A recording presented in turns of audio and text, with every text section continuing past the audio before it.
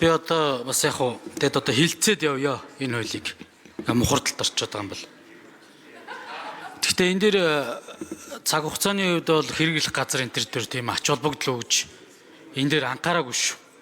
Ингээл урсгалаараа явж байгаа л цагийн дулгаж ирж байгаа л сайд шийдвэр гаргадаг хүмүүс ер нь буруу зүрх мэдээлэл өгж байгаа л ийм өслөд л ороод байгаа. Яг үндэ хэлэхэд одоо Багнуур налахыг усын зэрэгэлтэй хот болгоод хөгжүүлэх энэ концепц нь явж байгаа шүү дээ.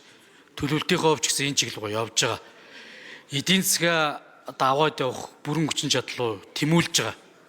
Одоо энэ нийслэлээс бараг татаас авахгүй хэмжээнд налах дөрөг маань хүртэл очиж байгаа байхгүй. Яг энэ үнтэй адилхан суурин газруудын бас хүний аятаа тухтай амьдрах, бизнесийн орчин бүрдэх энэ зүйл рүү чи нөгөө хот төлөвлөлтийн хууль үйлчилж ижил хөгжиж штэ. Тэгээд энд хот төлөвлөлтийн хууль үйлчлэхгүй нэг ийм орчин байгуулчаад иргэдийг битгий Улаанбаатар руу ирээч гэдэг ийм л зүйл рүү болчиход байгаа байхгүй. Яг үндэ хэлэхэд энэ Монгол улс чинь ерөөсөө нэг хоттой штэ. Нийслэл Улаанбаатар хот. Бусдууд нь бүгд сумын статустай. Дархан эрдэнтийн асуудал дээр уг нь бол хот тосгоны эрх зүйн байдал бол хууль жижигдээд байгаа. Зохицуултууд нь хийхэд боломжгүй. Тийм учраас уг нь дархан эрдэнэт дээр бие даасан хууль гаргаад өгчмөр байгаа. Тэгээ бусад асуудлуудаа энэ хот тосгоны эрх зүйн байдлын хуулиар зохицуулаад уг нь явмаар байгаа. Дөрөв Наранбаатар гишүүн хэлж байна. Жишээ нь өмнө говь дээр энэ Хамбогд сум бол одоо сум гэхэд хэцүү баг хотоор нь хөгжүүлэх хэрэгтэй байхгүй. Энэ хөлийн бомтуудын хот суурин газрууд байна. Тосхон багийн хэмжээнд л яваад байдаг. Эднүр чинь баг одоо үндсэндээ хот болчмоор байгаа байхгүй. Нөгөө улсынхаа бомт хотуудтай харилцаж чаддаггүй. Статус нь ойлгомжгүй. Ийм зүйлүүд ингээд нэлээд байна.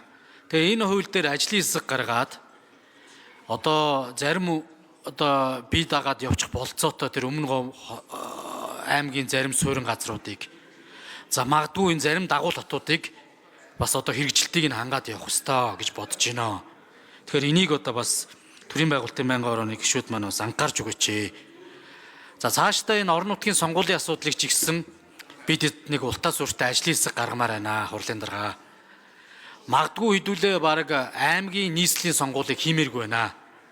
Дүүрэг сумын сонгуулаа хийгээд дүүрэг сумын одоо иргэдийн уралдаа сонгогдсон төвшин хүмүүсүүд нь нийслэл аймгийнхаа одоо иргэдийн урал дээр одоо мандатаараа хуваарлагдаад очичдаг энэ ротацийн зарчимтайж байж болохоор ингээд энэ олон шатлалтай уялдаа багтай энэ бүтцийн нэгжүүдийг бас хамтарч ажиллах за ингээд энэ шат чатанд ингээд бах ус төрждөг байдлаасаа гарчмаар байна.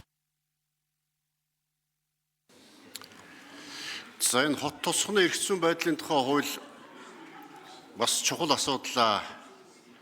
1992 онд бид нэр шинэ үндсэн хууль, ардчилсан үндсэн хууль батлахдаа урд нь байсан 21 аймаг дархан эрдэнэт хотуудыг бүгдийг хот биш болгоцсон. Үндсэн хуулинд аймаг нийслэл сум дүүрэгтэй болцсон хот байхгүй Улаанбаатар хот нийслэлтэй болсон. За үүнээс хойш үндсэндээ 92 оноос хойш аймгийн төвүүдийг хот гэхээ болсон, дархан эрдэнэтийг хот гэхээ болсон аймаг болсон. Энэ иргэд маань одоо хот болох ёстой, хотын статустай буцаас сэргээж олон жил хүсэл тавьсан 19 он үндсэн хуулийн нэмэлт өөрчлөлтөөр энэ эрх зүйн үндсийг тогтоосон. 24 онд одоо хот тосгоны эрх зүйн байдлын тухай хуулийн шинжилсэн найраг баталсан. Ингээ үндсэндээ 21 аймгийн төв дархан эрдэнэт хотынхан томоохон одоо Зүү хараа, Хар хорин, Замын үүд, Хамбогд, Ховдын булган гэдэг одоо сумын төвүүд бүгд хот болно гэж бодцсон явж байдаг. Энэ шийдэгддэггүй.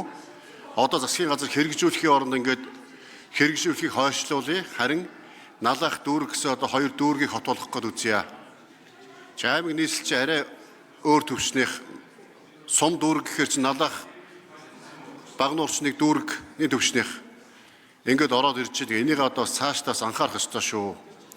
Ялангуяа тэр үндсэн хуулийн 57 дугаар зүйлийн 2 дахь хэсэг заасан одоо зарим чиг үүрэг заасан чиг үүргээ хэрхэн шилжүүлэх юм.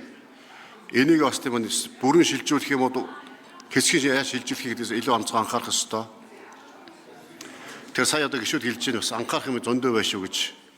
Тэгээ хэлэлцүүлгийн дараагийн шатанд боловсруулалтаа засгийн газраас тодорхой тайлбаруудыг аваар ажлын хэсэг за мөн 2024 батлагдсан хот тосгоны эрх зүйн байдлын тухай хуулийг хэрэгжүүлэх нэгдсэн зураглал чиг үүргийн англи шилжилтийг зохион байгуулах төлөвлөгөөг хамтд нь авч үзээрэй. Тэгэхгүй бол хууль хоорондын хийдэл зөрчил гарчихвээ. Энийг одоо бас хэлэлцүүлэх шатнд анхаараа гэдгийг бас хэлье.